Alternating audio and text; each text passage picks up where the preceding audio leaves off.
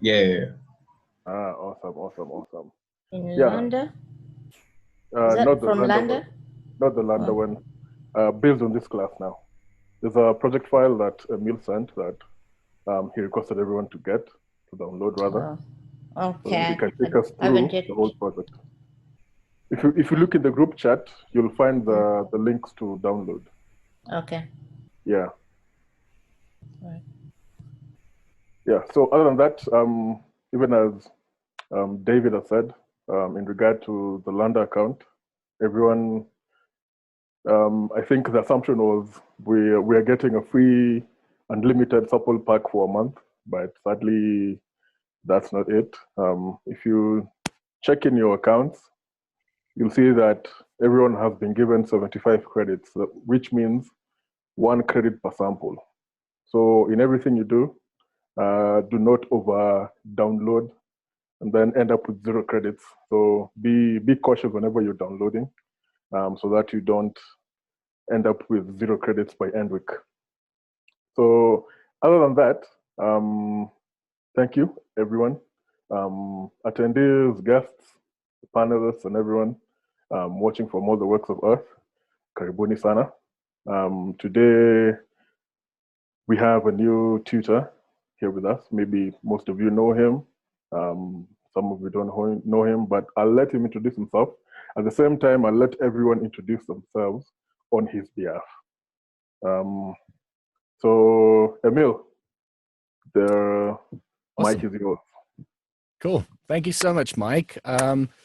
My name is Emile Hoogenhout. I'm an Ableton certified trainer and multi-instrumentalist. I was also a Red Bull Music Academy participant in 2011.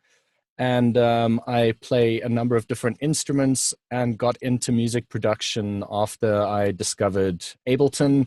I was also working in studios for quite a while and was always wondering about the various techniques involved in terms of incorporating music production and approaching music production, beyond just being an instrumentalist. I would also go into studio and lay down tracks and then find myself in a situation always wondering, what exactly is happening inside the box.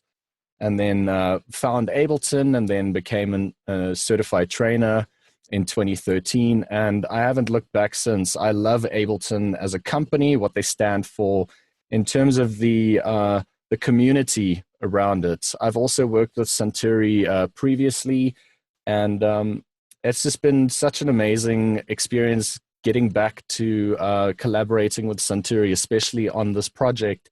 And I just wanted to say thank you so much to Santuri and Simsima and, to Mike and to David. And I just wanted to kind of teach you guys today about how we can actually build instrument racks inside Ableton to get a unique sound. But before we get into that, it would be awesome for you guys to just introduce yourselves, and I would love to hear what level you're at. We can keep it obviously quite brief because we only have 2 hours, but it would be nice to kind of get some kind of gauge in terms of where you guys are at in your music production, careers. So who would like to go first? I guess I can go first. Cool. I'm Victor. I go by the artist name Kimeno. I'm a self-taught producer here in Nairobi, Kenya. Mm-hmm. Yeah, I've peeked into the project a bit earlier. I think I'm familiar with a lot of the stuff aside from the session view. Excellent. And I also have some experience making my own instruments and effect tracks. That's great. Awesome. Mm.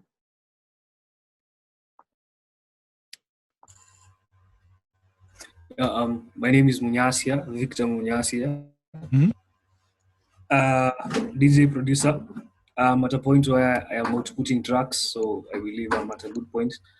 I've also been able to be in a position to working with Ableton for 1 year. I've been able to make my own instrument tracks and effects and stuff like that.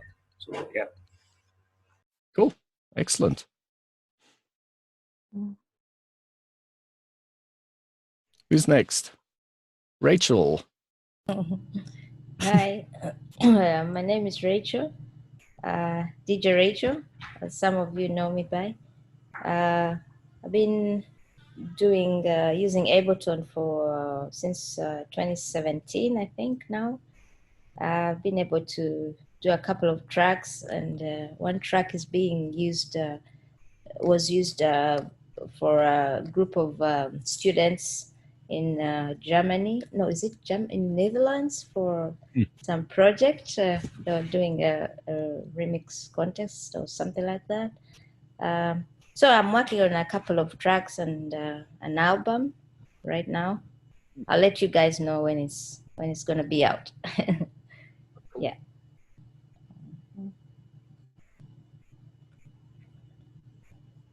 That's it. Should we move to James? Oh, hello. My name is James. I go by Ler. I'm a DJ producer.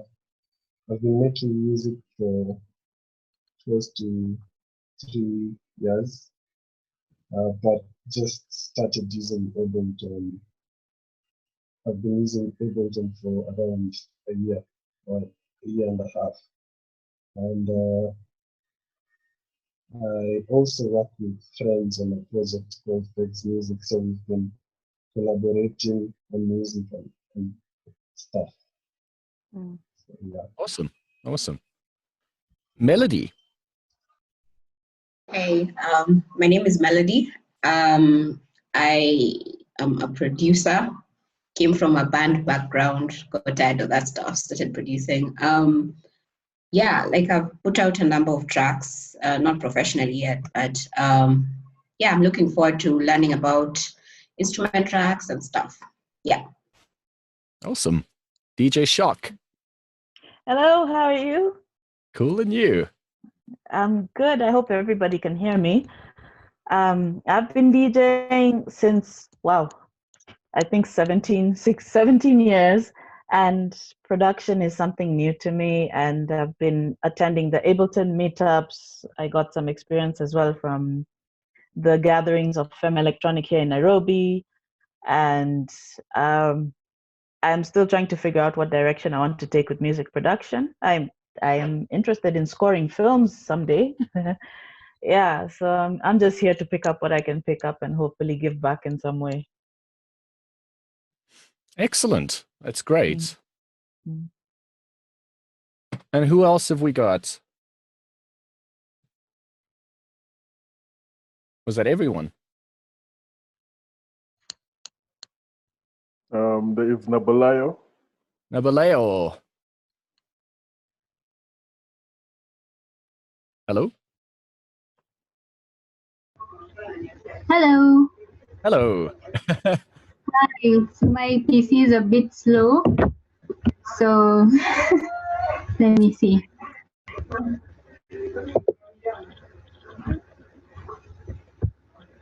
Oh no. You want to quickly introduce yourself? Hi everyone. My name is Navalayo. I'm a vocalist, mostly a vocalist. I produce music. I started using Ableton 2 years ago, and I just released my self-produced album in October. Yeah, I'm still learning a lot about production, and I'm happy to be here. Excellent. I think that's everyone. Thank you so much to everyone introducing yourselves. And as I can hear, there's a massively wide range of interests in terms of music production, also a wide range of skill levels. And this lesson that I prepared for you guys, I will quickly share my screen so you guys can actually see what I'm talking about here. Can everyone see my screen? Yes. Yeah. Excellent. Okay. So when you've downloaded and unzipped that file, you would find there would be two files over here. There's a PDF that we're going to skim through very quickly, and then the Ableton project file itself, the folder.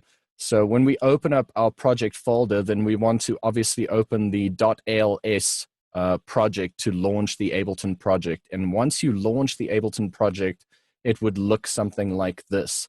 There's a built-in lesson that I designed that we're going to go through in terms of the necessary steps to build instrument racks. And in terms of questions that you guys might have, we're going to try and split the session up into 2 sections. So the first section would be 1 hour, and then we're going to take a bit of a break. And when we take a bit of a break, I want you guys to please think about the questions that you might have in terms of the processes that I'll be discussing, as well as the fact that any other, ideas that you might have or concepts. Like I said, or I haven't mentioned this previously, but Ableton actually allows us various approaches to the same outcome or slightly different outcomes. And I'm just kind of taking an excerpt from using the sampler instrument to build a velocity-sensitive instrument rack, which is also polyphonic. And before I move forward, let me just show you the instrument that I will be working on. Let me just stop my screen share quick. Okay, can you guys see my camera again? Yeah. Okay. Yeah. So this is an Mbira that a very, very good friend of mine that I played in a band with built for me. And it's a beautiful instrument. And I'm sure you guys are obviously familiar with Mbiras. And the most amazing thing about this instrument is its organic tonality. And what's so interesting for me about especially African music producers is the fact that we are incorporating elements of traditional tones and textures and timbres in our music production. So that's kind of what really interests me as a music producer, is being able to incorporate like organic instrumentation that represents where I'm from, and anyone from wherever they are situated can actually kind of tap into the amalgamation between organic instruments and digital music production technologies. Because what we're going to be doing is, and in this project, I've actually sampled every single note 4 times, played at different velocities. If you guys aren't familiar with what a velocity is, it's at different ranges of how hard I hit the tongs or the metal, the metal keys on the Mbira itself. So every single note would be sampled 4 times at 4 different sets of velocities.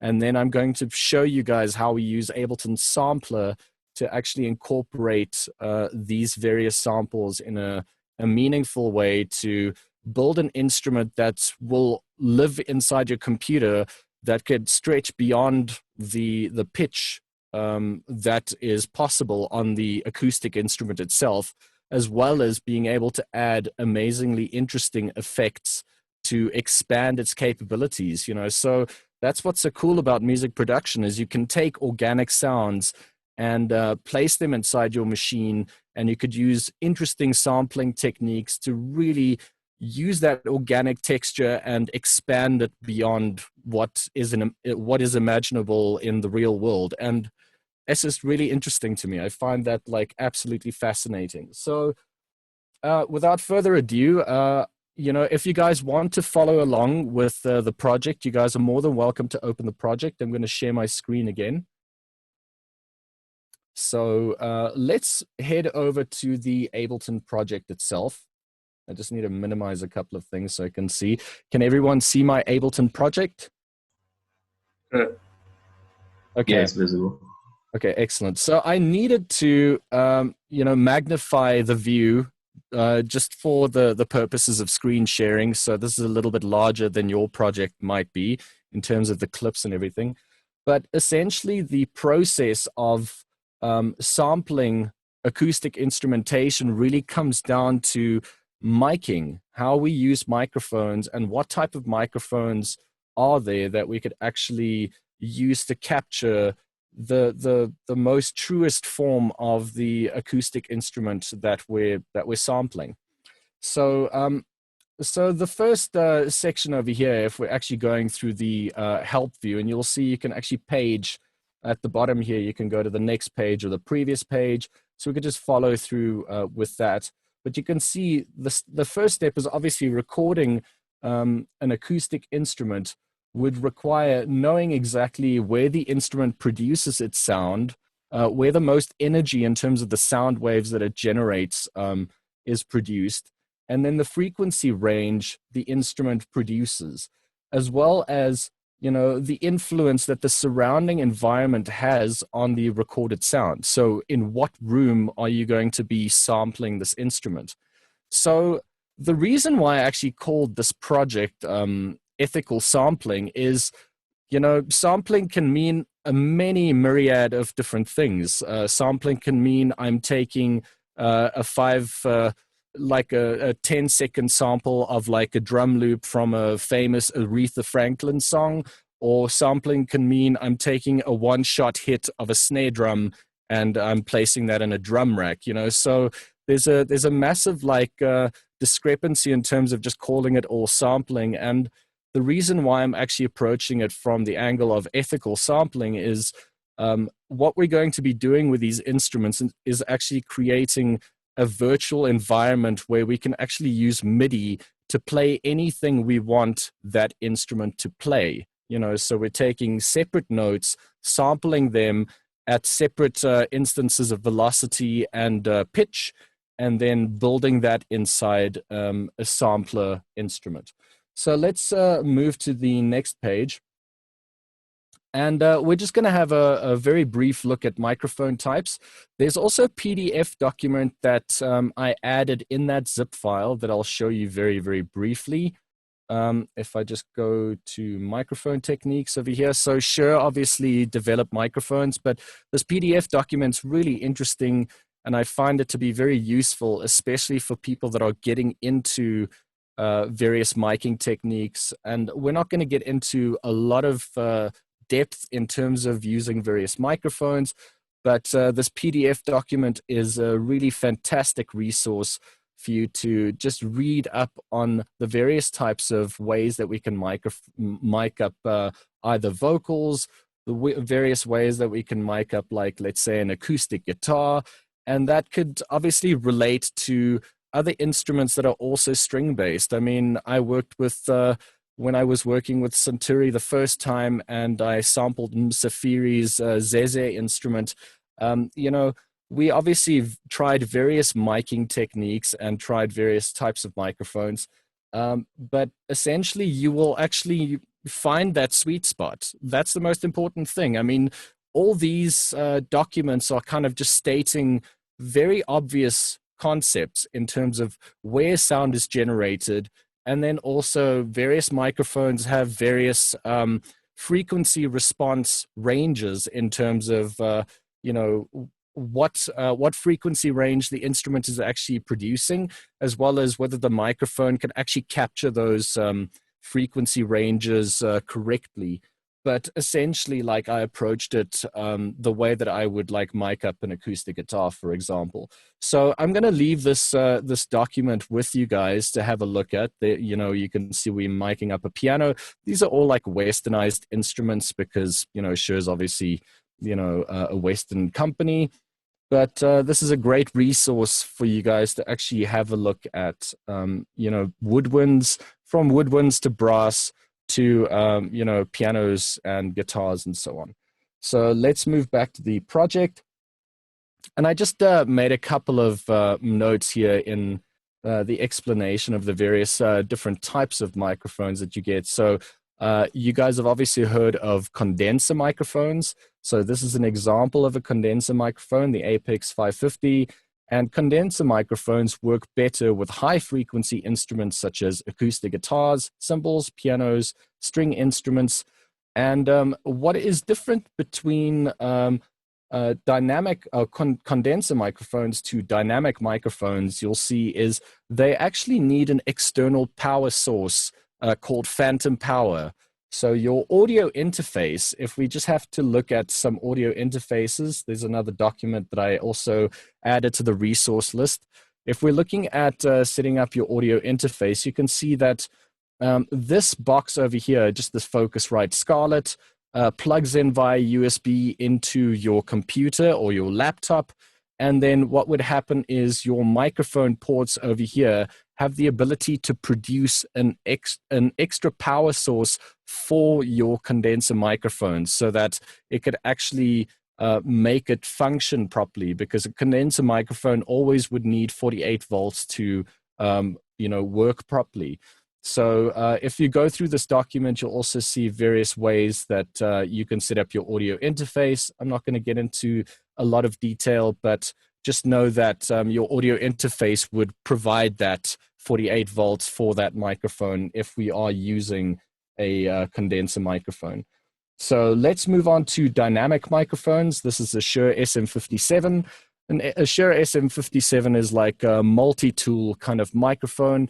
You could use that to mic up a snare drum. Some people use it for vocals. Some people use it for electric guitar cabinets.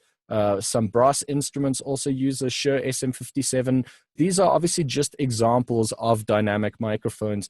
And dynamic microphones don't require phantom power to function properly. So so you just have to kind of have a look at various frequency response ranges on documentation of the microphones if you are interested in shopping for various microphones.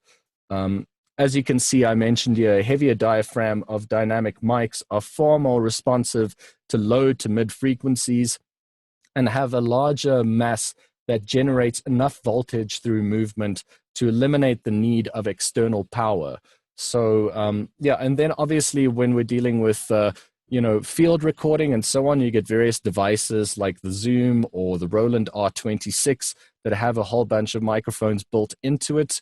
I actually have this field recorder. It's a fantastic device. I always take it with me because it also has 2 mic ports at the bottom that you can actually plug in your condenser microphones or your dynamic microphones to apply additional miking options. So essentially you could have like 4 microphones at the top with additional 2 microphones and record everything simultaneously, which is really, really awesome. So I would definitely recommend exploring the world of microphones in terms of the documentation and, just the short little notes that I made here in the project.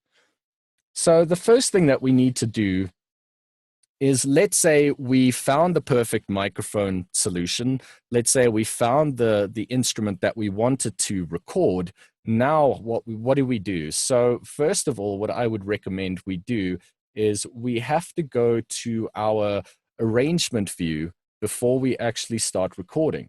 So I'm going to press Tab to go to my arrangement view. And for this example, I'm just going to create a new audio track. So I'm going to right click and say Insert Audio Track over here. You could also press Command T. And you can see that my microphone for my vocal now is actually set up to record. And I'm just going to use that as an example. And let me just switch off the count in. And what I'm going to do is I'm just going to arm this channel.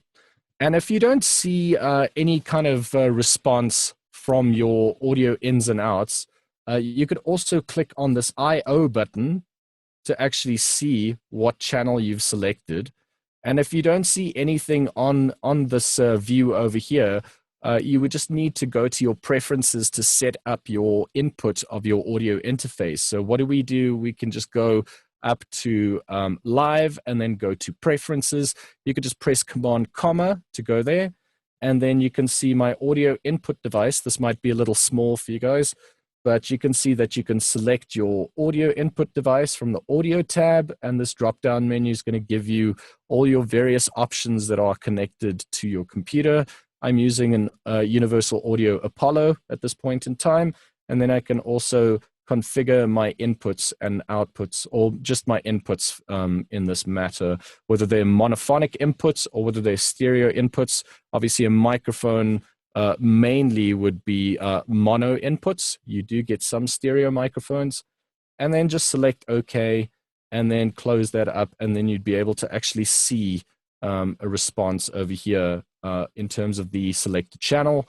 And then what we're going to do is just arm this channel, and I'm just going to go through a process of recording separate notes. So I'm just going to, do this very, very briefly because I've already done this for you guys. But what I'm going to do, I just need to move this bar. Give me a sec. Is I'm going to press my arrangement view record button. This button over here, you'll see that you've got two record buttons. This is my arrangement view record button. That's the button that I want to press after I arm this track. And now it's ready to record. I'm going to press record. And what I'm going to do is I'm going to record every single note played at different sets of velocities. So from the softest to the loudest. And then we're going to cut them up. So let me press record.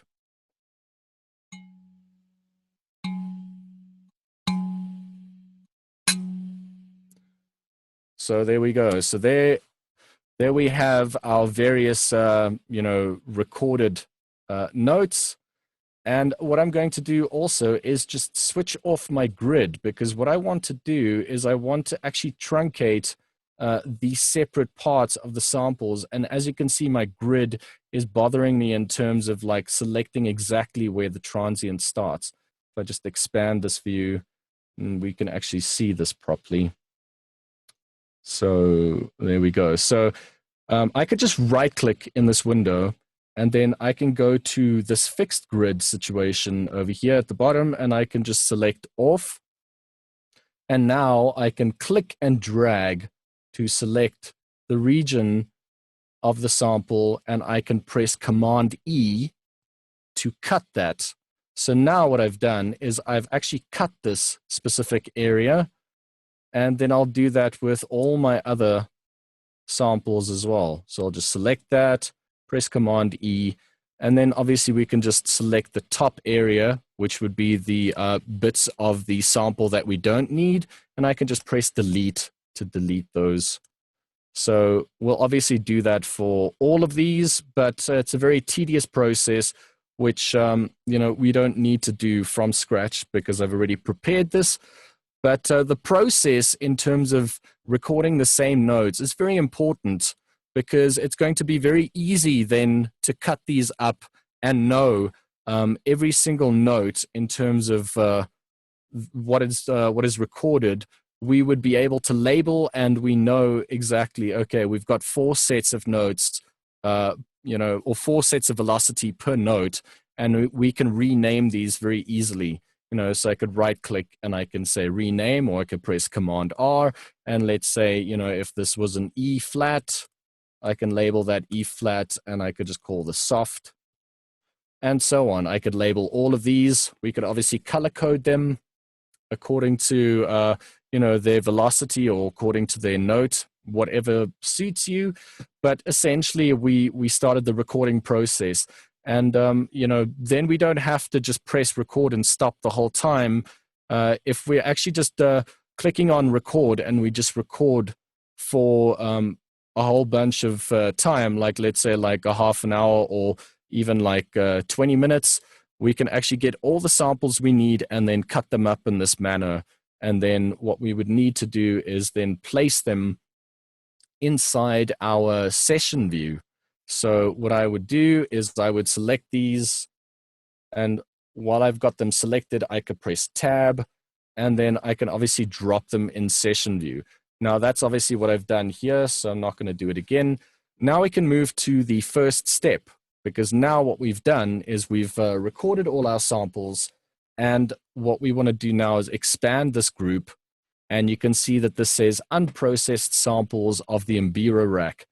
And I've actually color-coded them according to their sets of velocity, as well as marked an O for open tones, because I also recorded the Mbira with muted tones as well. So that's what the O stands for. and then obviously the note name. This is F sharp 2 on my piano roll, and then S is for soft, SM is soft medium, M is medium, and H is hard.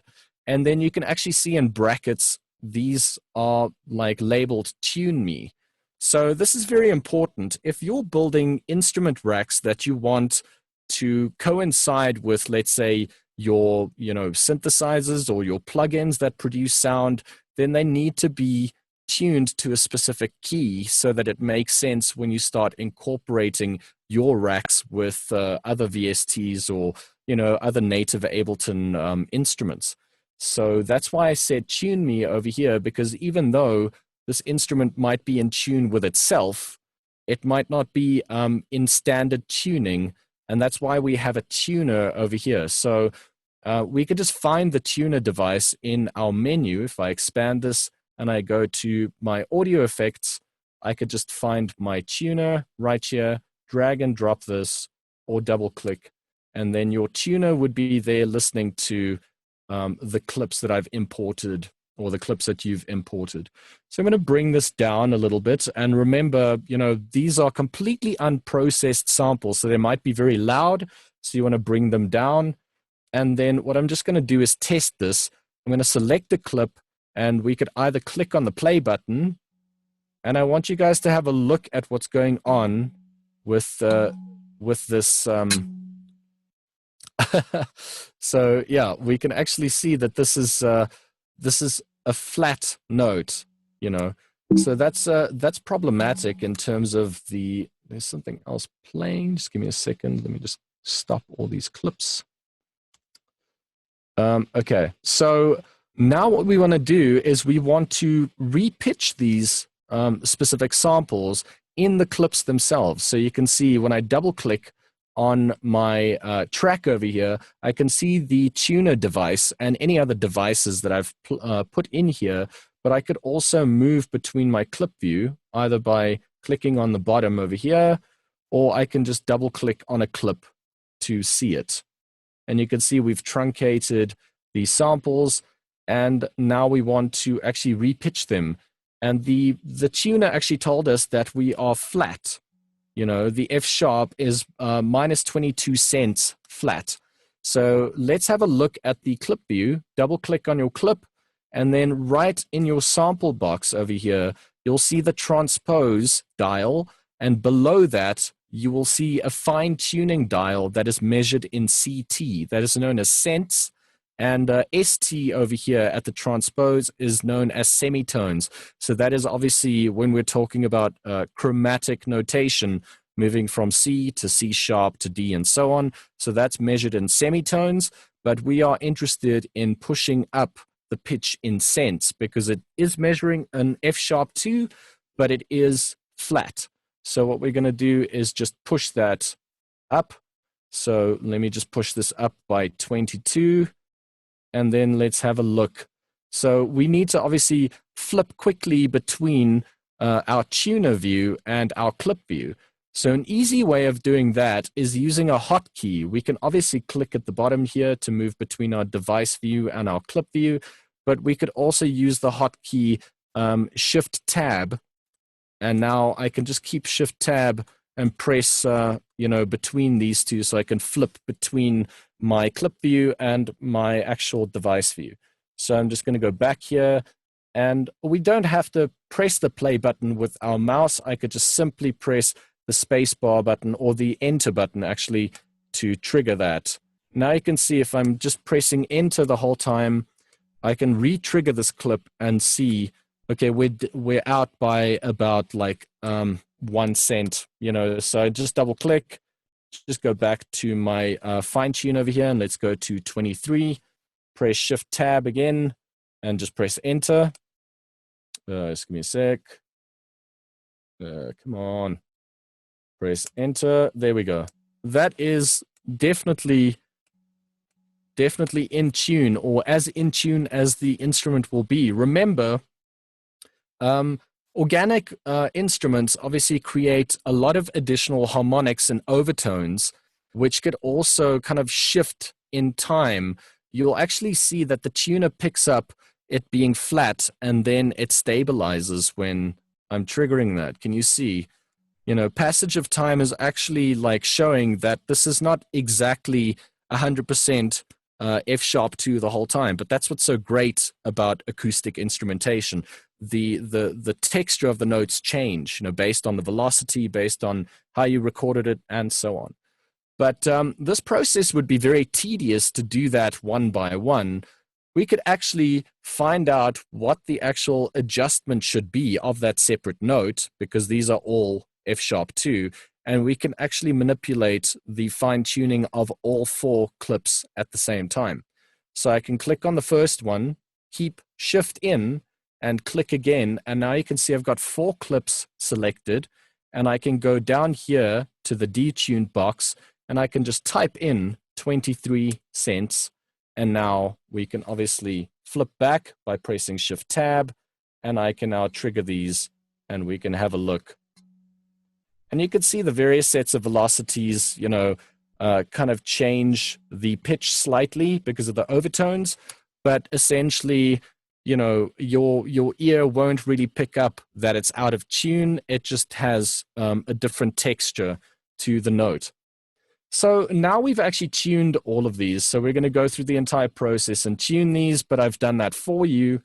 And now what we want to do is we want to apply additional processing, because remember, we just set up a microphone and recorded the very raw sound of these samples. So we want to actually incorporate additional processing and render the processing within the clips themselves, so that we don't have to apply that afterwards, which would you know, send up more CPU because we're processing it further in real time. We can actually just render this. So what we want to do, obviously, is incorporate, if we go to the next page, we want to incorporate some EQing. So what I'm going to do is I'm just going to expand my browser over here, go to Audio Effects, and I'm just going to type in EQ8. And I'm just going to drag in my EQ8 over here. And now what we want to do is we want to listen and look at our spectrum over here to see what type of frequency range is like the dominant frequency range, and what can we actually start to remove, like what frequency range would not work for this instrument. So let's start out with the loudest notes over here. And you can see that there's a lot of low end being generated. If I just had to kind of change this layout over here and just up the refresh rate. Let me just go to my session view, and then I could just trigger this. So you can see there's a lot of low-end rumble that we don't need, because we can see the fundamental frequency over here.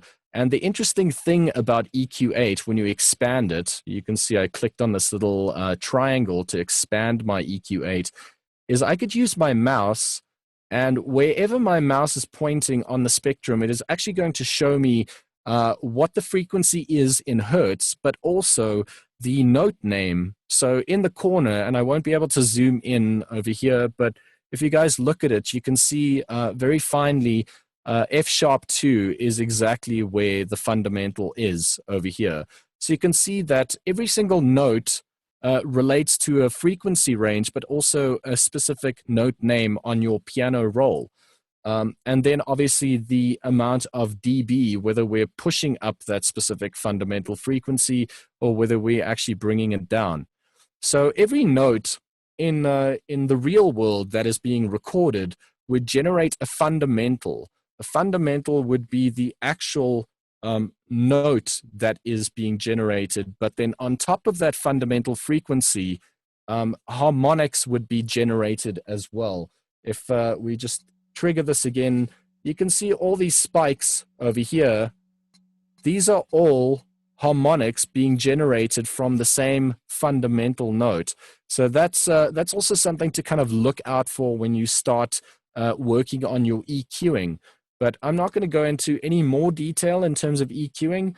I'm just going to apply a low cut filter. So we can select our various filters over here on this drop down, and I'm just going to cut the low frequencies, and I'm just going to, kind of push it at about like, about 35 hertz should be fine. And then we could also just apply additional kind of EQing if the content that you've recorded is too sharp. You could kind of find the harmonic content that you want to kind of sculpt. But essentially, we're using the EQ to not kind of use additive equalization. We want to kind of approach it in terms of a subtractive concept, based on the fact that the instrument that we want to build is polyphonic, which means we're going to be playing chords with it, and if we play chords with content that we've recorded that doesn't have any kind of sculpting in terms of subtractive EQ, all those fundamentals and all those harmonics, all those frequencies are going to possibly clash with each other and create a lot of issues, tonally, if we're, playing more complex chords like, seventh chords or triads, So that's kind of the approach that I'm taking here, is like a subtractive EQ approach. I'm going to close the EQ for the time being. And the next device that I'm looking at is a compressor. So for those of you that might not be familiar with what a compressor does, if we think about the various velocities or the various intensities that we recorded these instruments or these notes at, you can actually see them graphically. They are quite varied. We still want our softest note to be audible. We want to be able to hear the soft notes, and just kind of like boost them a little bit. But we also don't want to break our speakers or our eardrums when we voice the loudest note. So that's actually what a compressor would do, is it would actually generate a specific dynamic range that our audio can be processed at, in terms of decibel. So we'll place a compressor in here. If I expand my view over here and I just type in compressor, you can find that in the audio effects drop down over here, and I could just drop this. I like to expand my compressor. The threshold actually would apply the amount of compression in terms of squeezing the audio, and we can kind of like apply the ratio. So I'm not going to get into compression because it is a very, very it's a very intricate subject in terms of how compressors work, but essentially just know that we are able to dynamically push up the softest notes and bring down the loudest notes in a specific range that is preferable. So if your track is, for example, let's say you're DJing and your track is like clipping because somebody didn't master it properly, then a compressor or a limiter would be able to be used to actually truncate or control the dynamic range. But it gets much more involved because obviously a compressor has an attack time and a release time. So how quickly your compressor would kick in and, how quickly the compressor would let go of a specific, transient, So and then what we're going to do after the compressor is also talk about additional devices like the utility device. So let's open up our audio effects and let's go to the utility device. So the reason why I really enjoy the utility device is the fact that this is very easily a go-to device for a number of reasons. We can adjust our gain with the utility device. We could also adjust the stereo width. We could also take whatever we've recorded and make a monophonic signal from our stereo image. So we can, completely turn it into a monophonic, set of samples by clicking this button over here.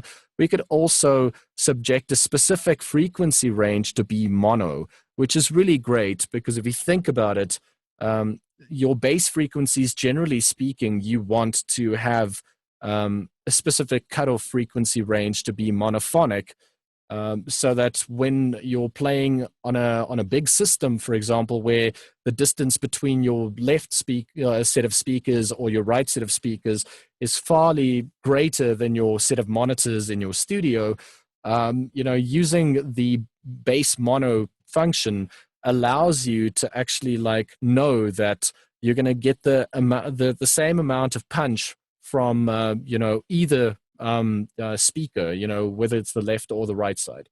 So that's a really fantastic device to actually go to in terms of just your fundamentals. If you want to swap your stereo image, we can do that.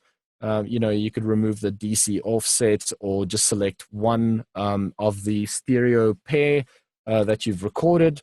And that really obviously depends on whether you've recorded a mono signal or a stereo signal. But we can obviously process our audio with the utility device. So in my previous notes, I mentioned the idea of using a field recorder. Now, a field recorder is fantastic, but when you're actually recording, when you're actually recording out in the open and not in a recording studio, you might find yourself in a situation, and I remember working with Msafiri when we recorded the Zeze. The people next door or further down were doing some road works, so we had some banging, and you had people yelling and stuff like that. And you want to be able to remove these kind of artifacts in the back of your recording. So something that I would definitely implore you to do, especially now that it's kind of a good time to buy plugins, because a lot of companies have got sales and stuff because it's the end of the year. I would definitely recommend you guys check out iZotope RX. So let's have a look at that. So what iZotope RX does, let me just go to the denoiser. I just need to find the decrackle. Here we go. So there's the spectral denoiser. You get two different types of denoisers, but what iZotope RX is a set of plugins that you use to clean up audio.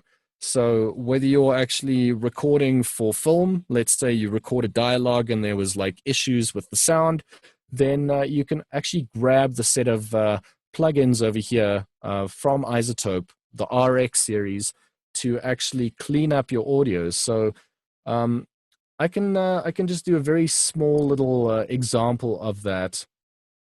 Let me just minimize this, create an audio track over here, and let's just drop in our denoiser on this track. Some of you might have used iZotope RX. Oh, there we go. So here's the spectral denoise, and then what we can do is we could just find a sample. Let me find a sound. Let me ignore that. But essentially, if I just find a sample, here we go. Here's a good example. This is from a old set of vinyl, like a vinyl on hypnotism that I recorded. So if I could just drop this in without Ableton moaning. There we go. So I'm going to disable the denoise. Let me just drop it in here. Let's disable it for the time being, and let's just listen to the audio. Just as an example, let me know if you guys can hear this. Let me just move forward in the clip. So Please understand that should you go into a trance, and if for any reason at all the playing of the record is interrupted or stopped. Okay, so you guys can hear that vinyl crackle. You can hear it's not the most pristine recording because it's directly recorded from a vinyl. We can enable iZotope RX, and then we can analyze, we can learn the specific frequency range. If I just click on learn and click on play. Nonetheless, you will still derive real benefit from this attempt. And there we go. So if I click on learn again, it actually uses a equalization technique and it allows us to apply a threshold and the amount of noise reduction we need. So if I play this again. Nonetheless, you will still derive real benefit from this. So you can actually hear how much cleaner that is. Please understand that should you... And, we can obviously use these kind of tools to really clean up our audio. So there's a whole set of great plugins in terms of the Isotope RX series that I would recommend you guys check out. I'm not going to get into any more detail with that, but yeah, I would definitely recommend that. So moving further, now that we've actually, let's say, processed the audio that we wanted to in terms of our signal chain, we used an EQ8, our compressor, the utility possibly in terms of applying a monophonic area, because this was recorded in stereo. As you can see, I used 2 microphones.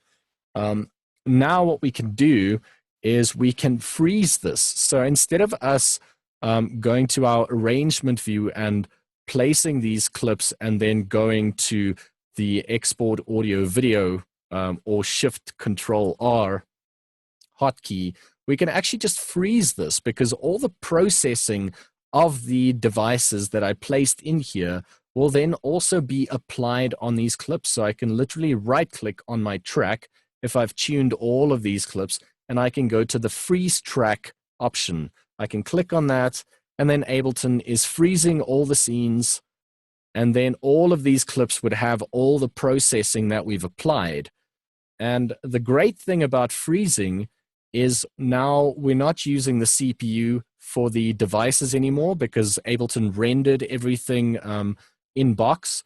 And what we can do easily now is, if we want to make changes, if we're not happy with the way that something sounds, then we can right click and we can unfreeze.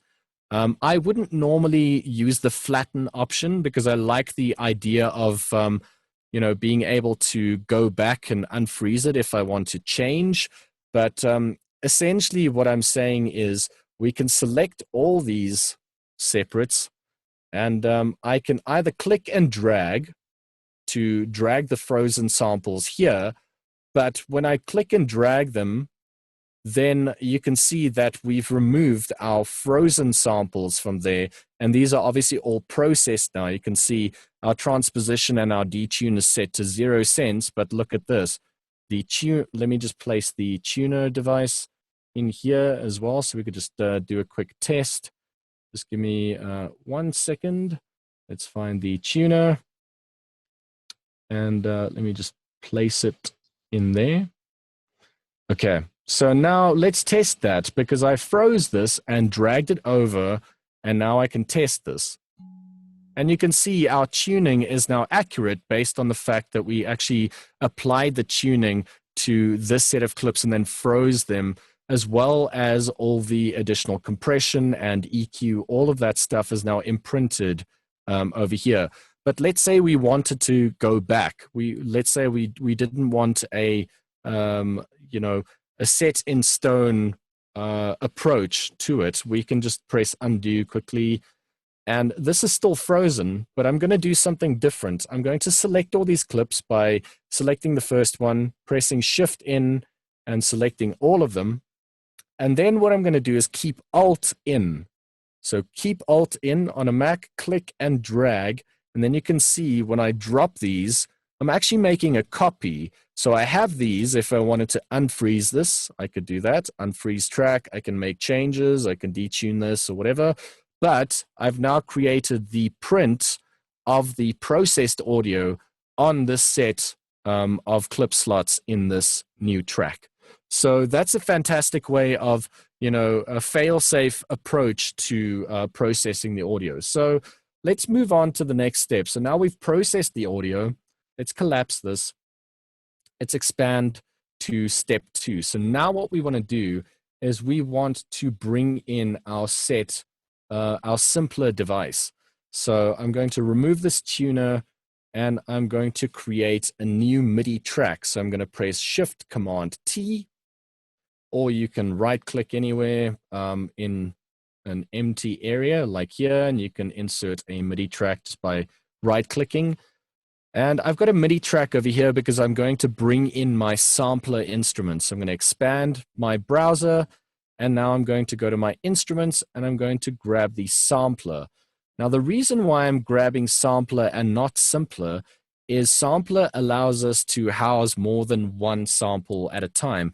There are ways of using the simpler device to house more than one sample inside instrument racks, but the sampler device is really designed specifically to create polyphonic instruments from, you know, whatever contents you want to bring into it. So it's a much simpler and sleeker way to approach sampling. Simpler is like a completely different beast that we can get into at a later stage. But let me drop in the sampler device. And now you can see it says drop sample here. Let's close this up. And the reason why I sorted out all my clips in a very methodical way is now I can select all of them, and I'm going to click and drag and then hover over here and then drop them inside my sampler window. So now I can see I've got 48 of 48 samples selected. And for me to be able to view all of them, I can obviously click on this sample menu, and I can see all of my separate notes. But another way of actually looking at my samples is to open this area called the zone. So if I click on this triangle, I can expand the zone. Let's just see what time it is. How's everyone doing? Is everyone on the same page? Are we doing well? You guys have any questions? Following really well. It's great. Excellent. Okay, cool. Yeah. So let's Good. Yeah. okay, so no one is getting overwhelmed with anything that I mentioned previously. I think we're good. Okay, We'll cool. go for it again later. Okay, perfect. Well, I mean, the session is being recorded as well, which is great. Yeah. So you guys can obviously just go through it again if need be. But yeah, we could obviously approach the questions a little bit later. But now we're at the process of where we brought in all of our samples, and I can obviously click on them and use my arrow buttons to have a look at all of them. And you can see some of them weren't cut up perfectly. If I click and drag, you can see the start point is off. So we would obviously need to adjust our start point in terms of where the transient begins. You could obviously try and use the snap function, and Ableton would try and find the 0 point crossing, which means where you won't find any clipping when you trigger a specific sample. But as you can see, the snap function doesn't always work perfectly, because I would rather want my transient to be there, even if it means there's a little bit of a click or a clip. We can adjust that with attack time of our envelope and so on. But yeah, so we could obviously just apply the start point changes in terms of our separate samples just by clicking and dragging and moving the start point along. That's great. That's cool. As you can see in the zone, we are looking at a piano roll at the top. So this is all 128 different MIDI notes that relates to us sending MIDI signals either from programming in the piano roll or using a MIDI instrument like a push controller or any kind of instrument that can generate MIDI. But what we want to do, and the reason why I labeled this in such a manner, is being able to actually see what note names these are. Because I labeled these perfectly, you can see that this is F sharp 2. Now I can actually find F sharp 2 here. So there is F sharp 2. So this note over here needs to be adjusted, because what's happening here, and I'm just going to play a couple of MIDI notes here, and I just want to turn this down so that it's not insanely loud. Let me arm this track. And now what's happening is I'm actually now triggering all of the recorded notes at the same time by pressing a MIDI note. So you can actually see if I go to another note, like recorded clip, you can actually see, everything is being triggered at the same time. But what I want to do is I'm going to select the first 4 of the recorded contents based on the fact that they're all the same note. So this is a filtering system at the top that we need to click and drag to move the zone. And while I'm moving this specific zone, that would actually act as a gate. If I'm playing notes out of that region, you can see that they won't trigger. Let me just do that with all of these so you guys can actually see what I'm talking about. Let me click all of these out of the way and then trigger notes here. You can hear and see that I'm triggering E1, but nothing is triggering until I drag something over that area, and you can see there's E1 triggering. So this is like a kind of system of various gates in terms of note pitch of the piano roll. So I'm going to select these first 4, keeping shift in, clicking and dragging, and I'm going to go to F sharp 2. So that is the note that I know is F sharp 2. So to test this properly, and let's get all of these guys out of the way. So I'm just going to select all of them and click and drag to remove them. So now I know if I play F sharp 2, which is over here, all of these notes are playing F sharp 2. We could obviously solo these to actually audition them separately. So that's the softest note. Obviously push the volume up over here. There we go. And you know, let's just test this with a tuner. So the reason why I'm going to test this with a tuner is I want to show you something very fundamental of what your sampler actually does when you bring in pitched samples into it. I'm going to place the tuner next to it, and remember, I am playing F sharp 2. So why is it actually showing C? And when we go back to the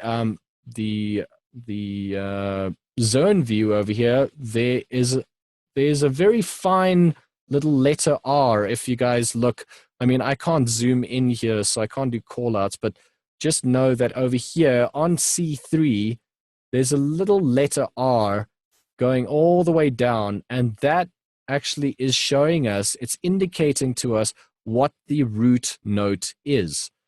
And let's have a look at the bottom of the screen here, and you can see that next to the snap button at the bottom left-hand side, it says root. So the root needs to be appropriately named. So there are 2 ways of doing this. We can either set the root to the appropriate name, which is F sharp 2. So let's select all 4, because we can do that simultaneously. And we can just use the arrow keys to select F sharp 2. There we go. So now let's test it. There we go, F sharp 2. Another way of doing this, an easier way of doing this that I've found, is if this is set to C3, we can select all of our separate one-shots, and I can go to scale, because essentially what this is doing is it's the sample key follower, which then essentially what it would do is if you place this range or this region, this note zone region over a number of notes, it's going to spread out chromatically, you know, based on the scale set at a specific percentage value.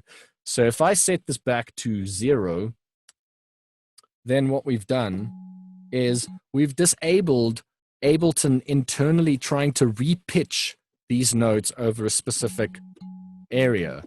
But now what we're doing is even if I play G, we're still triggering F sharp 2. Can you see that? It's playing the note at the original pitch that we recorded it as. So that's kind of limiting our functionality. If you think about the instrument that we're sampling, it's a pentatonic based instrument, which means it's not a chromatic instrument. It's not recorded C, C sharp, and so on. You know, we're working with a pentatonic scale, which means it's only 5 notes. So the correct approach would then be to apply the specific root to the specific, you know, pitch that we recorded it as, and setting the scale to 100. Now, obviously, we'll do that for all of these. I'm not going to get into all of that because I've done that for you, but that is essentially the process in terms of the various pitches. We obviously need to truncate the region that it can play at as well. Let's have a look at the next one. The next one would be, this is also F sharp 2. F sharp 2. Okay, wait, let me just have a look. This is F. I just need to have a look at the range.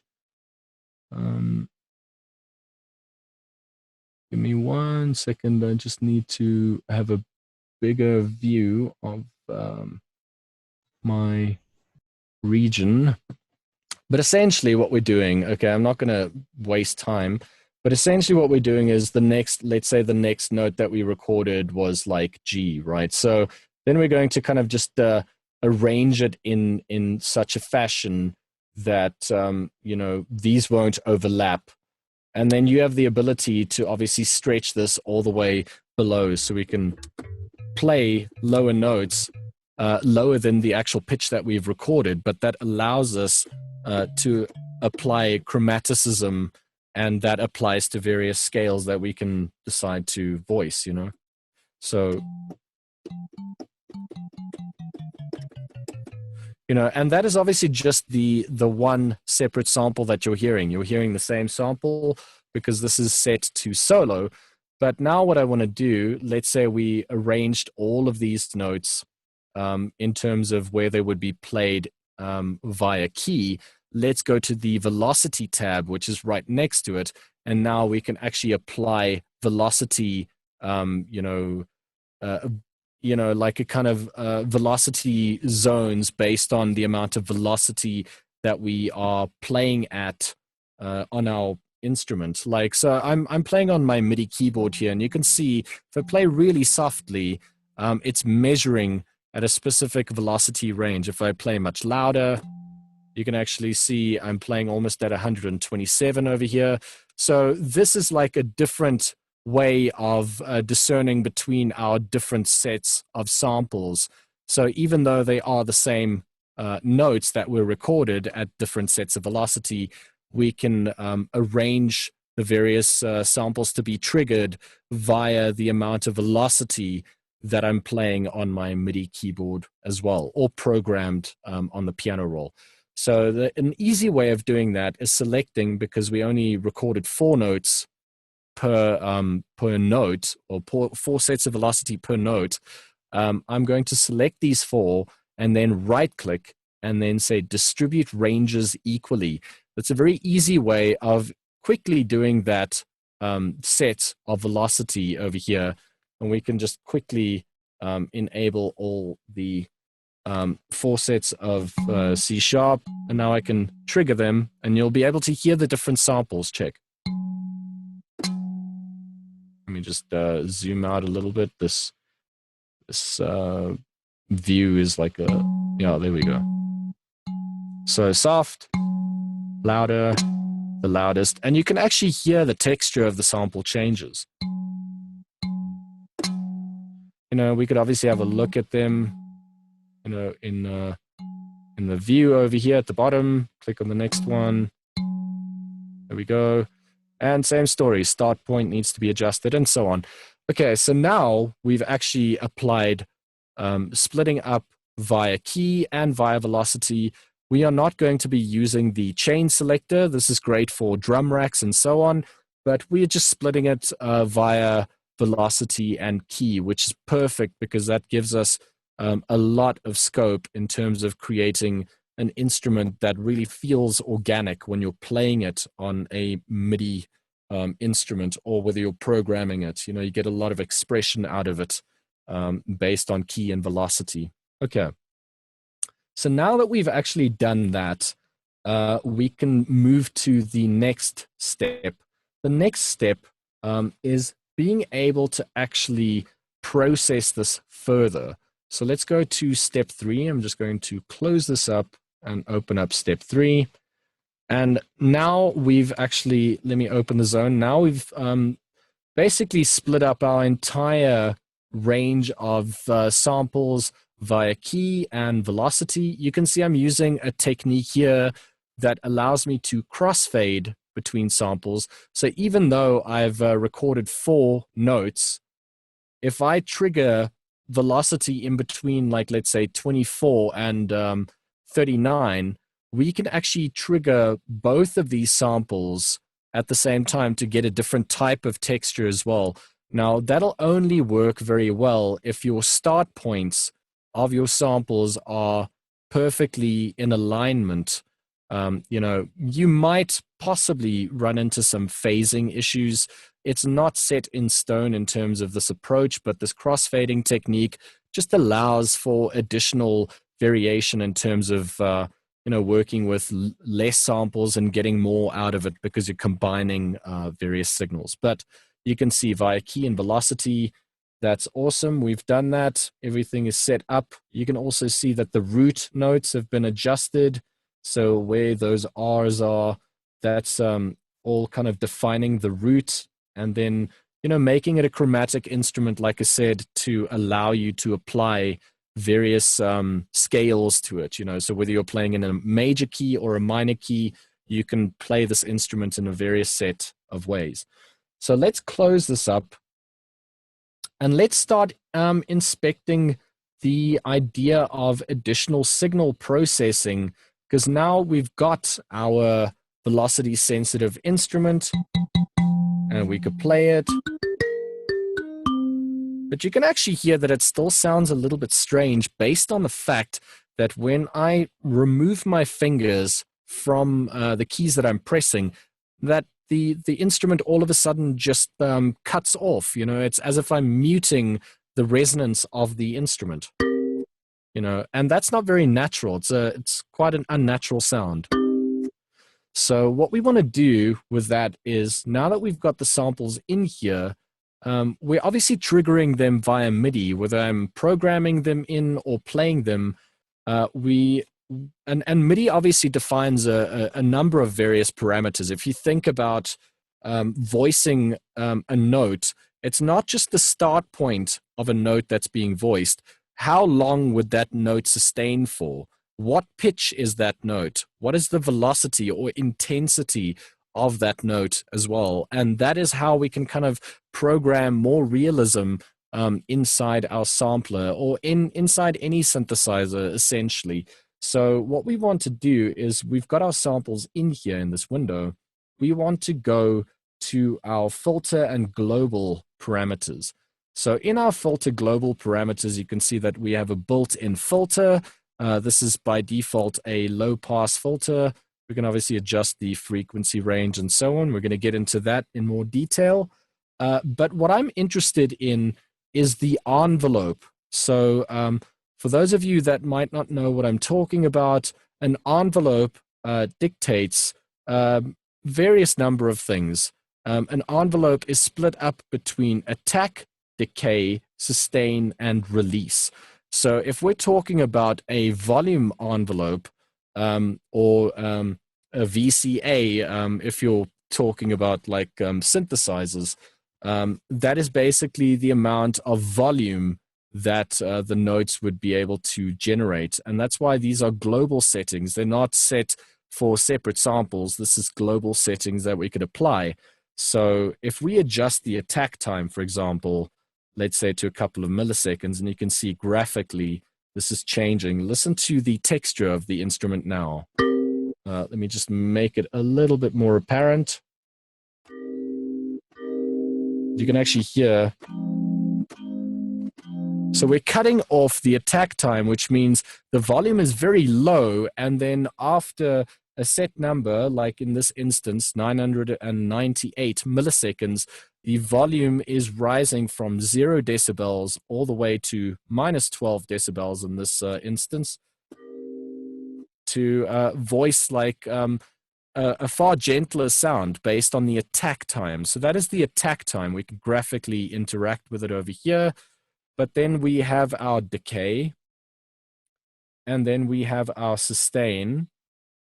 So let's say we wanted a very percussive sound, but a very short sound. I can bring down my sustain, and bring down my release. And you can actually hear what we're doing. We're making it a very percussive sound. But we want to be able to have control over these parameters. Still sounding very unnatural the moment I bring the release time up. And you hear that there's a lot more release in terms of the sample fading out in a far more natural way. You know, so these parameters are very important for us to play around with, because now, if you think about it, we can make it sound extremely natural, or we can make it sound extremely abstract based on our settings of our envelope. So what I want to do is I want to pinpoint all the parameters that are important to me to build an instrument rack. So the ADSR of the volume is very important to me. Having a filter would be great as well. If we bring down, we can do some interesting stuff with a filter, perhaps the resonance. So what I want to do is I'm going to select my instrument, my sampler, and I'm going to right click, and I want to go to the group option. You could even use the hotkey Command G or Control G. And once you group it, you can actually see that we have built an instrument rack. So now our sampler resides inside this grouped device called an instrument rack. And I can click on the second icon at the top here to display a set of macros. These are macros that can control any device parameters that we want to map to them. So let's say we wanted to map the filter. I can click on map, and then I can click on my filter cutoff frequency, and I can map that, let's say, to macro 4. So now I can go out of map mode, and now I've got control over that device parameter. We could also map numerous device parameters to a single macro, which is also very fun. So let's say I wanted to map my resonance at the same time, which I don't recommend, but just for this example, we can do that. So now I can go out of map mode, and now I'm controlling my frequency and resonance at the same time. But you can see this is going to be problematic in terms of how it is controlled, but that doesn't mean that we don't have additional control to refine how these macros respond to the various mapped device parameters. So if I go to map mode again, I can actually open up my browser whilst in map mode, whilst everything is turned green. Everything green, obviously, I can map. You can go to various device parameters on various pages of the sampler. But at the same time, within map mode, I can expand my browser menu, and now I can actually see that here's my filter frequency. That's this guy that I mapped.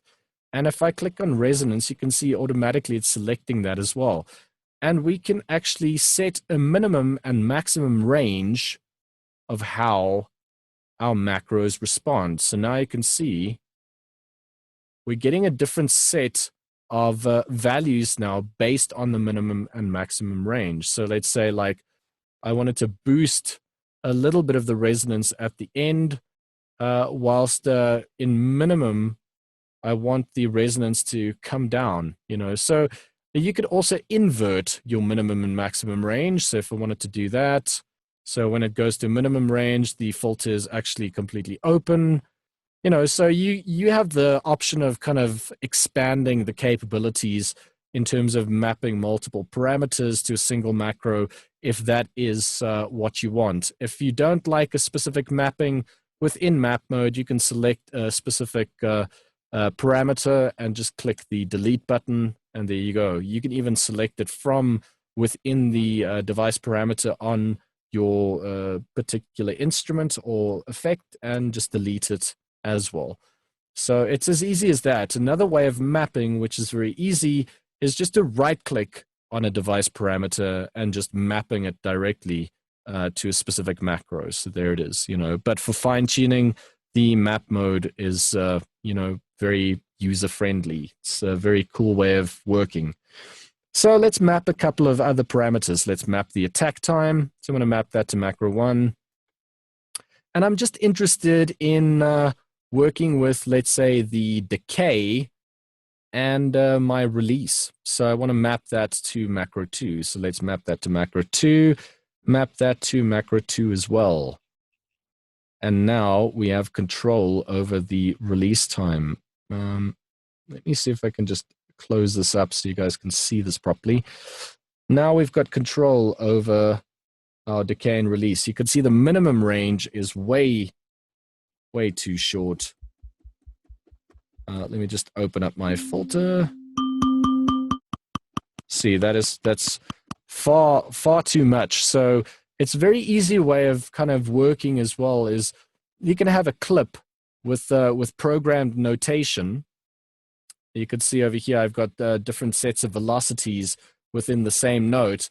And this is just a nice way of kind of demoing the voiced notes without me having to like constantly either hit it on my MIDI keyboard. You can just program something in a clip slot and just play it. And now we can just turn up. And now we can play around with the minimum and maximum range of our macros. I'm going to set my macro all the way down. Let's rename this quickly. I'm going to rename it, right click on it and go to rename. And let's just call this release so we know what it is. Let's just call this attack. So you can rename your macros. You could also color code them if you want this to be red or orange, whatever works. Now I can actually see also graphically what's happening. The minimum range is obviously far too extreme because we're not even getting any kind of sound out of it. So now we can kind of, and these are obviously different sets of velocities. That's why you're hearing the different textures. Now we can expand the release time.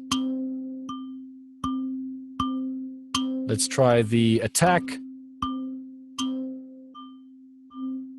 So let's say that attack time is far too much. We can bring it down. So that's a great way of kind of fine-tuning your process in real time. Like while you're listening to the instrument being voiced, you're fine-tuning the parameters inside the macro map view, you know? So yeah, that basically kind of wraps up the concept of working with macros. We can also apply, like, let's say the shaper, which applies like additional kind of overdrive or saturation. So let's listen to that quickly. Let's go to hard, check this out. So that already changes the tonality of the instrument. So if I wanted to map that, I could do that. I could right click and map that to macro 8. You know, you could decide which parameters work for you. Let's try a couple of others. A very interesting thing about the sampler device that is different to the simpler device is also going to this pitch oscillation menu on this side. Now, Ableton, the sampler has a built-in oscillator. So that generates not only the sample that you're triggering, but it also allows you to trigger a built-in oscillator, which is a synthesized tone. So based on the input of the sample and the note that we're triggering, we can apply an additional oscillator by switching it on. We could use frequency modulation or amp modulation, and we can apply the amount by the volume here. So if I just voice a note, you can actually hear how different that sounds to this. Let's just bring the shaper down. So that sounds very natural the moment I bring in my oscillator.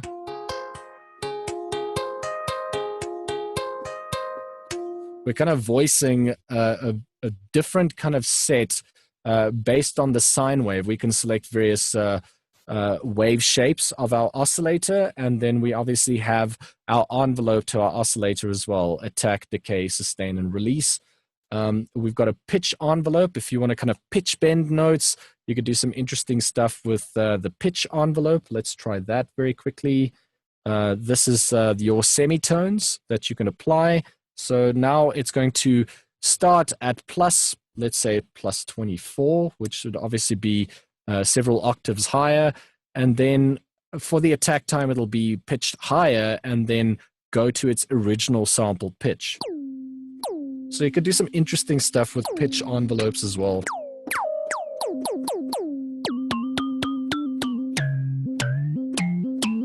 Yeah, so you can kind of play around with various device parameters. There's a stereo spread, which is also great. And actually now here, there's a stereo image being generated and it's not monophonic anymore. This is a fantastic way to just expand the sound of your instruments, especially if you're recording monophonic content. Okay. Yeah, so then you've got a whole bunch of LFOs that you could apply and so on. Another great thing that the sampler has that the simpler doesn't is the ability to reverse samples. If I click on the reverse button, if I keep notes in, you'll be able to hear them. They're actually like being played in reverse, which is a fantastic way of kind of getting a different type of texture from the instrument, you know. So you can easily macro map this, but the biggest problem that I ran into when I macro mapped this, because it's obviously a switch, if I map this, let's say to macro 5, you could see that my macro ranges from 0 to 127 because that's the amount of MIDI steps that are available, you know, or MIDI notes that are available. But a switch only has 2 states, on or off. So it's obviously splitting it now halfway. So by 65, you can see that my reverse would then switch on, and past 65, it'll switch off, you know. So it's easier to kind of go into your map mode to be able to assign a different, you know, position of the on and off state. So now we can select the minimum range as 1 and the maximum range as 0. So now from 0 to 1, I can switch between the off state of the reverse and the on state of the reverse. Another additional issue that happens is if I am in reverse mode, if I keep notes in, I need to play them and keep them in for quite a while before they actually voice the notes. Because think about it, if we're reversing the sample, we're going to start from all the way at the end of where it was recorded or the file is, and then it needs to go all the way to the start point to be voiced. So if we could map this macro to the start point of the sample, so like where it would actually trigger in terms of the start point of this entire clip, then that would help us to be able to actually like move this dial to move closer and start it maybe from here and voice it onwards. So a cool way of doing that, just a little side note tip kind of thing, is we could use this aux envelope in the modulation section. Now, I know I'm throwing a lot in your direction at this point in time. You could obviously have a look at this, this video afterwards, but I've also done this in the next step, so you'd be able to backtrack my mapping just by going to map mode for the specific instrument rack, and you'd be able to see all the mappings within that. But essentially what this envelope does is it allows us to assign a specific device parameter to this envelope, the attack, decay, sustain, and release. So what I'm interested in is the sample offset, which is right here. So the sample selector, no, I want to get the sample offset. So that is the start point of the sample. If I select that and I want to map the peak time to the reverse macro, this guy, then I can actually control the start point. So let's do that. I'm going to right click on the peak. I'm going to map that to my reverse. Now, obviously you can see once you map more than one parameter, you know, to a specific macro, it either renames it, you know, so you can see we've got the reverse and the envelope, the aux envelope mapped. And then you obviously need to set the range, you know, a plus 100% or minus 100%. But essentially, you can now kind of fine tune how this would respond. So let's give it a shot. So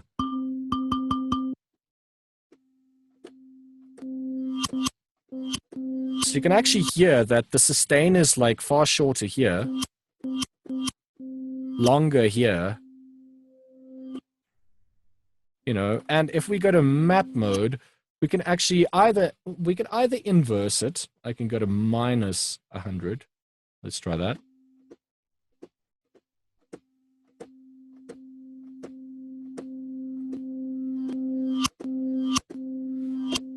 So you can set a range that kind of works for you.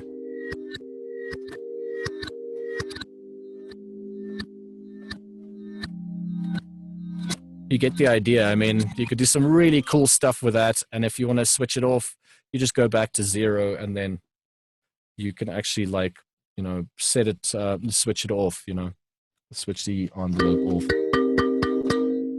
So let's move on to the next step. So we found the various parameters that we wanted to macro map. We macro map them. You can incorporate your LFOs, play around with all of these different parameters. And if you don't understand what a specific parameter is, you could always open the help view at the bottom left-hand side. So here's my info view. The help view is actually the one on the right. This is the info view. If I hover over a specific parameter, Ableton gives us a brief description. But I think the most important thing with this process is it is so exciting. Once your samples are in, and you're getting like nice expression out of your built instrument, exploring with different device parameters is the most exciting thing, because then you unlock the possibilities of what this instrument can produce, you know, because it's no longer sounding just like a mbira. It's sounding like an amalgamation of various elements, you know, digital signal processing, using envelopes, using, let's say, the built-in oscillator and so on, you know. So explore with all these different device parameters. Don't be scared to get your hands dirty and get into it. Let's move on. Let me go to step 4. I know that we're pushing through now, but yeah, we've got another like couple of minutes left. But essentially now you can see on step 4, if we open this and let's just arm this track, now we've actually mapped our attack time, our release, our filter resonance, our filter cutoff frequency, you know, so we've got a whole bunch of macros here. Our oscillator volume, that's obviously what I showed you over here. So, and then our stereo spread is also mapped. That's this guy over here. And then our reverse macro, you can see in modulation, our aux envelope, reverse macro, and the peak, this is set to 100. And if you wanted to, like I said, explore like how I fine-tuned all the device parameters, you can just select the instrument rack, go to map mode, and then you can see all the details here. You can see like how I adjusted the minimum and maximum ranges to not always be completely, you know, in one specific setting. You know, the whole idea is really to kind of fine-tune the parameters to your liking and to the content that you've obviously recorded and put in the sampler. So it's a cool way of kind of reverse engineering other people's racks. And yeah, let's just kind of give this a little bit of a test drive.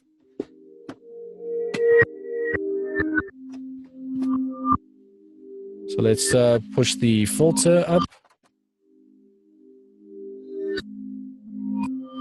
We can also add some stereo spread. Let's remove the reverse. Let's push up the attack time.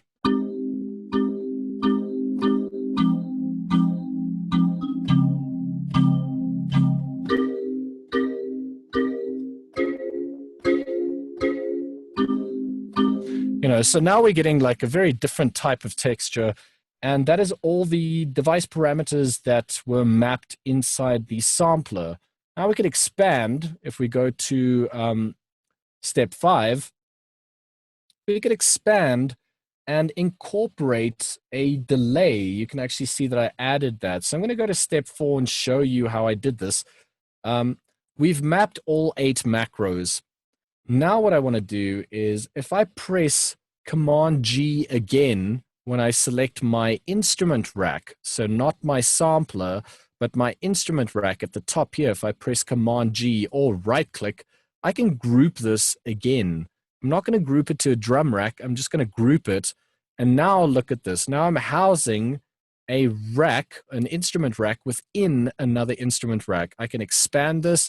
Now I've got another set of 8 macros that I can map. And now what I could do is populate past the sampler, because think about what the sampler is doing. The sampler is taking MIDI information and then voicing audio samples, and then processing will happen after the audio is being created or generated. So our actual audio effects would reside in this area over here. So let me show you. If I open up my browser, let's say we want to explore a filter delay. I can drag this filter delay in this area, not outside of my rack and not inside the sampler region, but in between, as you can see, in between here, because that allows me, I can just double click on my sampler to collapse it. And now I can map my delay time. Let's say my delay time over here. I can right click and map that to macro 1. So now I've got my left delay time. And this is also, within beat subdivisions. I can map macro 2 to my right delay time. We can rename this by pressing Command R. So let's just call this L delay time. And you can even copy text. So I could just press Command R and then press Command C, and then just press Command R and Command V, and then just replace the L with an R. And now we've got control over the left and the right sides.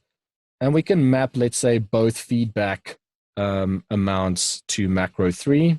So right click, map to macro 3. So let's rename this to feedback. Or let's just call it feed, because that's just the way it is. And then the volume of our delay can be on macro 4. So let's do that. So let's just call this delay volume. And now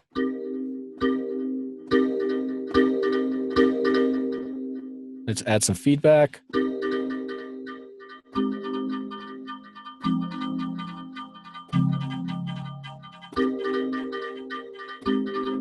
And we could play around with delay time. If you want to do some interesting stuff with delays as well, you can right-click on any delay device, right-click on it, and you can set to 3 different parameter types of delay. Now, the way that normal analog delay works is it has a little recording buffer, like almost if you think about tape recording something, and then the moment the tape plays at a slower rate or at a faster rate, it repitches. So you could set this to repitch mode and do some interesting stuff, and it'll relate more to like analog tape and echo. So let's try that. I'm going to change the delay time after voicing a note. Let's just get some more feedback going here.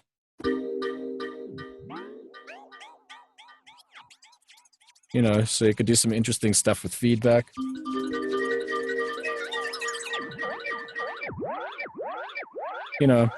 So now we're taking this Mbira into a completely different time and space. We're completely expanding its capabilities, which means we have the shaping capabilities of the sampler instrument, but now adding a filter delay, and we can expand this even further by picking any audio effects and then assigning them macros. So if we go to the next step, we can actually see that that is exactly what I did over here. So let's just arm this track. Now I can see we've got left and right delay time. Let me just collapse this so you can see. There's my filter delay. And I can also switch my delay lines on and off. I actually map these to switch off when they're at 0. When I go past 0, you can see I switched my delay line on, you know. So that's a fantastic way of also like alleviating CPU usage, because if you're running so many devices at the same time, perhaps they don't need to be on, and you can actually alleviate CPU usage by mapping switches, you know. So we also have the delay time sync. So I can go to time-based delay, and then I map these to the same macros. So you can see we can do time-based delay in terms of milliseconds. So that's not clocked with our master tempo. Or we can go past 65 and then do clock delay lines as well. You know, we've got some additional filtering of our filter delay, our feedback, and then our standard like functionality over here. So the interesting thing in terms of the millisecond delay lines is we can get some very interesting textures with feedback, you know. You can actually hear that.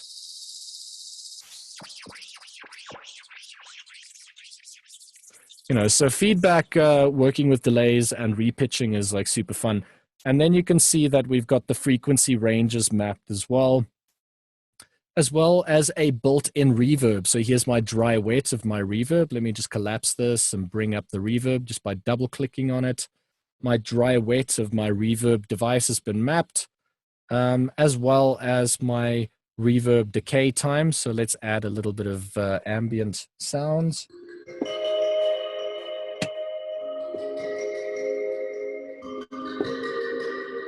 Can you guys actually hear that? It's a bit soft.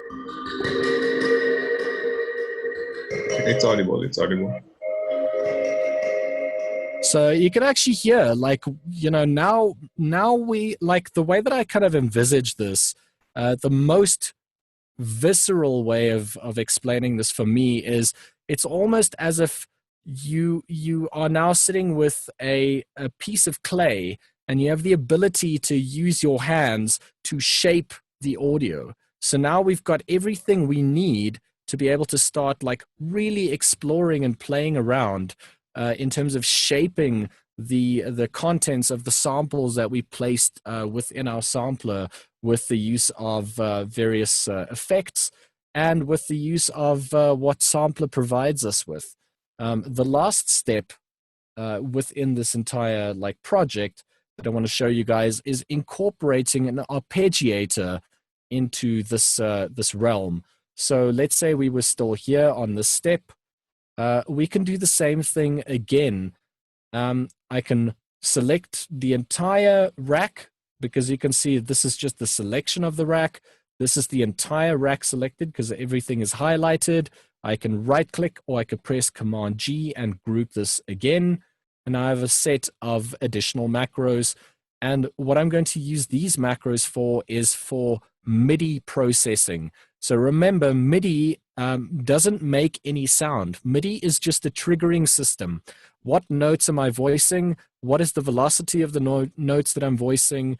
You know, and so on. So, I mean, MIDI is obviously getting a lot more expanded now with MPE, but that's a completely different subject. But just know that what pitch am I playing at? How long am I sustaining a note for, like keeping the notes pressed down, and so on. So I'm going to process the MIDI using the MIDI effects in my tab over here, and I'm going to bring in an arpeggiator, and I'm just going to drop it in over here. So what an arpeggiator does is, I don't know if you guys are familiar with the term arpeggio, but an arpeggio is a group of notes, whether it's a chord, that would be voiced separately, you know, so one by one within a specific rate or beat subdivision, notes would be voiced, you know. So if I have the arpeggiator off, I can play an arpeggio manually just by playing it. You know, so that would basically be an arpeggio. But what an arpeggiator does is I could just keep the notes pressed in on my MIDI keyboard or programmed as pressed in. and it would just play an arpeggio naturally. So I'm going to switch the arpeggiator on, and I'm just going to keep notes in. Let me just get like a little bit of a drier signal here. Just give me a second. Let's switch the delay lines off for this example. And you can see we've got different playing styles as well. Up would obviously start from the lowest note that we voiced and then go upwards in terms of pitch. You could set different sets of grooves, whether it's played in a straight manner in terms of the beat subdivision, like straight eighth notes or swung eighth notes. You know, that's like when you're dealing with a shuffle, stuff like that. So then your rate of your specific arpeggiator. So let me just keep some notes in, and let's hear the arpeggiator. Let's bring this up a tad. So when I lift up my hands from the keys, then obviously they stop. If I wanted them to continue playing, I can actually click on the hold button. So now I can take my hands off the keys and it would still carry on arpeggiating. And while it's busy voicing that, I can play around with my other parameters.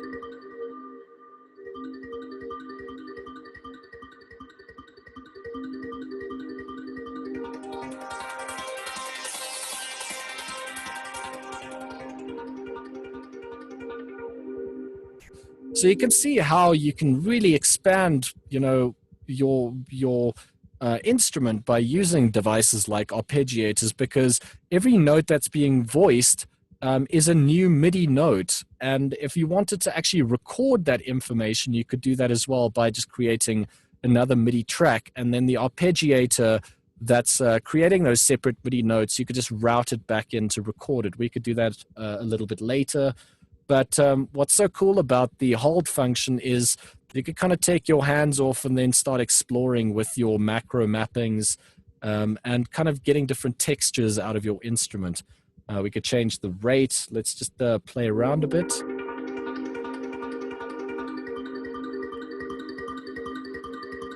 So change the rate. We can swing. So you can actually hear how that's different to the straight. We can add additional octave steps over here. So if I go to 1, then you're going to hear higher octaves. Let's try different styles. Let's go down. You could also try any of these various styles. Randomization of notes being generated based on the notes that you press down, and so on. So this is like super fun, because you could just map whatever you want, you know, map your different styles, map the rate of the arpeggiation, whether you want to actually map the hold button, you know, so you could kind of play around with that. There's a lot of stuff to explore here. And that's just one of the MIDI effects. I mean, you could also kind of create randomization. You can snap to specific scales with the scale MIDI effect and so on. You could also play around with truncating a velocity range that would then be triggered, you know, so like with the velocity device, once we voice a note, I can actually bring down the range.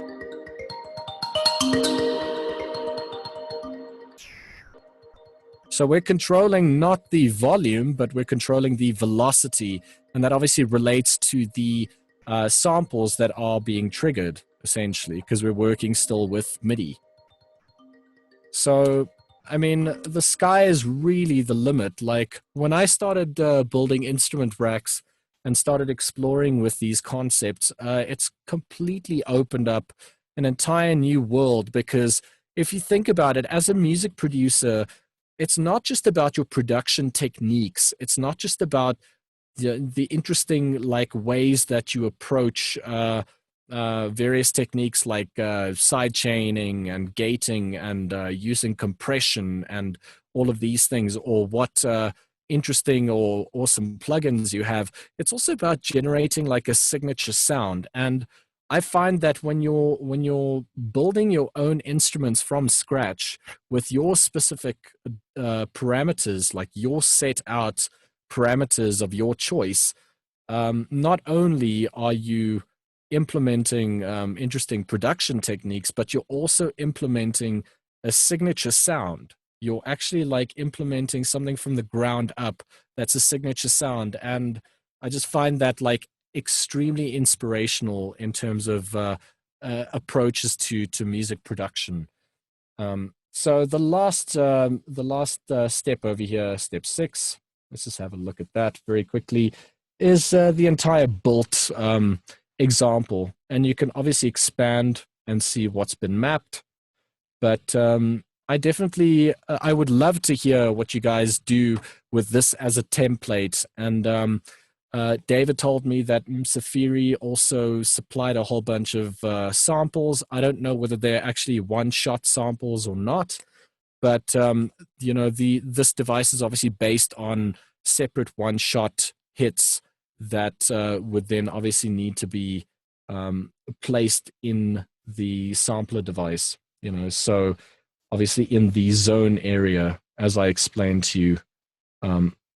So yeah. So if you guys have any questions, I would love to answer them.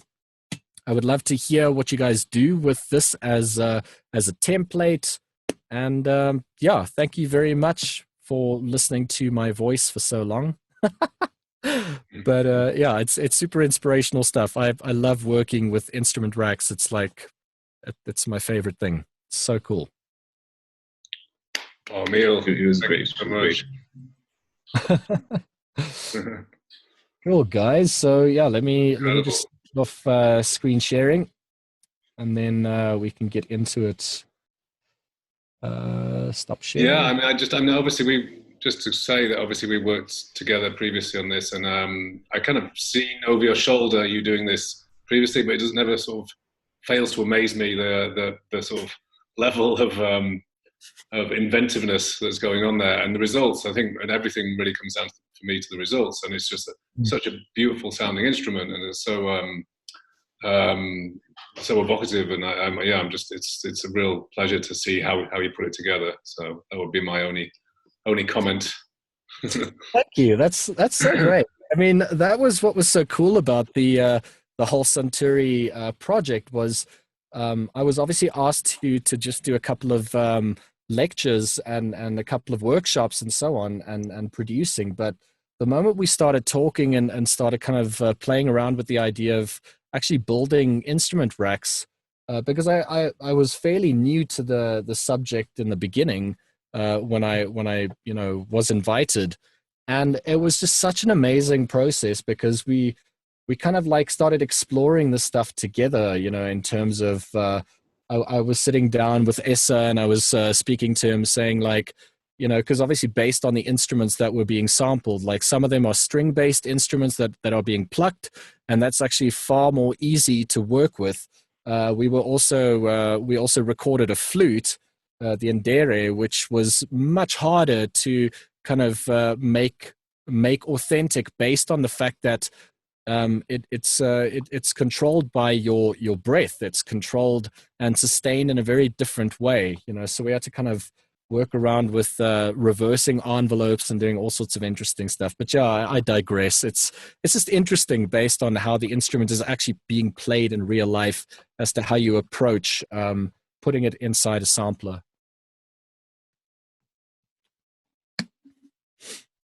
So what are the questions?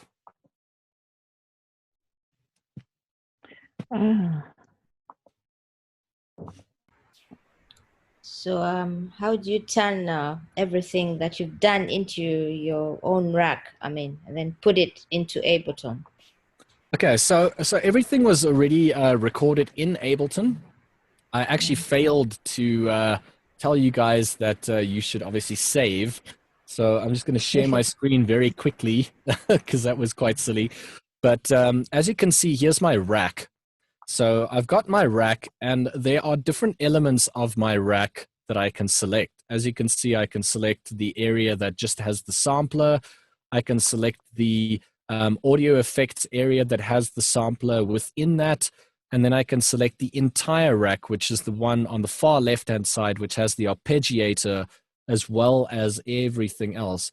When everything is highlighted like this, if you look right next to the map button and right next to the sample swap button or device swap button, there is a little disk drive. It's very small, but you can actually click on that, and that allows you to save your specific device.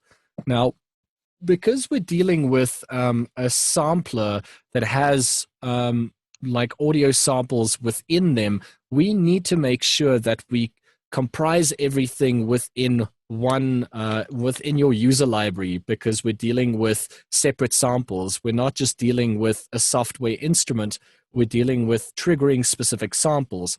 So when I click on the save button, it's going to prompt you to see to like, it's going to prompt you to say, do you want to save your files from elsewhere, from other projects, from your user library, from your factory packs? And generally speaking, to be safe, I check the first 3 boxes, because my factory packs, I know that the samples don't reside in my factory pack library. It would reside either on a different part of my hard drive, or either from other projects or from my user library. So to be safe, I'll check all 3 of these, and then I'll press the copy button. And then inside my user library, automatically Ableton's going to open up my library and show me I'm in my user library, and then it's going to show me, okay, this is the device's name, Mbira ARP Delay Rack. I can rename this. It's going to save it as a .adg file, which is basically shorthand for a grouped instrument rack, or instrument rack or audio effects rack. But I can rename this, so I can call this Mbira test rack. And once I press enter, Ableton is going to save your audio files. And then when you have, let's just collapse all this stuff so you guys can see what I'm dealing with. Just going to add a MIDI track, expand this. And now I'm just going to click and drag this. And now whenever I'm ready to produce, I can click and drag whatever I've labeled my racks as, and I can click and drag it, and there we go. There's your rack. There's, just to be sure, we can actually see the samples, but you need to be 100% certain that your samples are being saved. And what I would also recommend is, when you are producing with audio, with instrument racks that actually house samples, what I would always recommend you do is you go to the Save As option, save your project in a specific folder of your choice, and then after you've saved, you need to collect all and save. That's the most important thing, because what collecting all and save does is it's taking all your different samples from different places on your hard drive that might reside completely in different folders and stuff, and consolidating all of that content into a single folder. And especially when you're getting into music production, what I cannot stress more than anything else is, when you're collaborating with other artists, there's nothing worse than sharing a project, or somebody sharing a project with you, and files are missing, like samples are missing, or you want to open up a project and like all of a sudden like half the samples are missing. It is like the most frustrating thing in the world. So collect all and save is like a religion to me. You have to collect your projects and save them.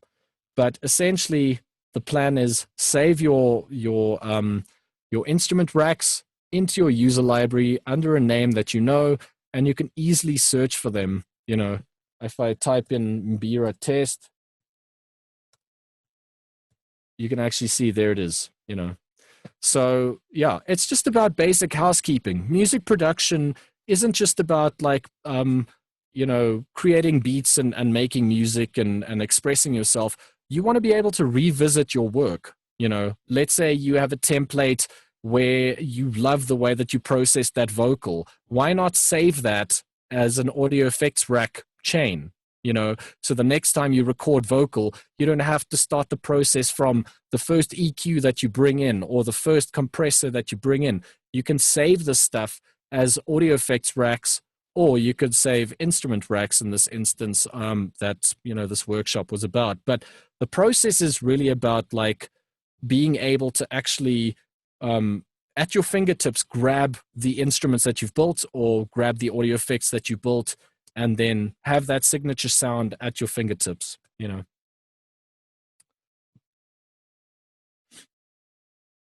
Any other questions? Super cool. I just wanted to ask, I mean, I think obviously we're running sort of overtime already, but I would suggest that anybody had any questions that come to them later, after you're working with it, then just fire them through to us, and we can share them with Emile and maybe get a response that way. I also just wanted to ask if everybody already has the Santuri instruments that Emile created, that he was talking about there. If not, I'm going to share a link in the WhatsApp group, and you'll be able to download them from there. Cool. I also thought it'd be a great idea, maybe with the remix competition, if we heard something from an instrument rack that you built yourself or modified yourself. That could be extra points for that, let's say. That's a very cool idea. That's a very cool idea. And you guys, you know, some of you have worked with bands and stuff as well. And some of you are obviously also surrounded by really amazing instrumentalists. I mean, you know, I know from the couple of times that I've been in Nairobi, it's been absolutely inspirational in terms of the amazing caliber of musicians and interesting instruments that I've heard. And it's just a really interesting source of inspiration to kind of approach sampling instruments, and then you always have that in your choice of instruments. You don't always have to run to the latest and greatest like plugins that everyone has. You know, everyone has Serum. Everyone like uses native instruments. Everyone, and I'm not like trying to kind of pinpoint specific brands and say that they're, you know, it's a bad thing. All I'm saying is like, everyone has access to those instruments already. Having access to your own group of instruments that you've sampled yourself is yours. That's completely your own identity. And then having the ability to expand that is an exciting prospect, you know. Absolutely. I think that's a perfect place for me to stop the recording. I'm going to do that right now.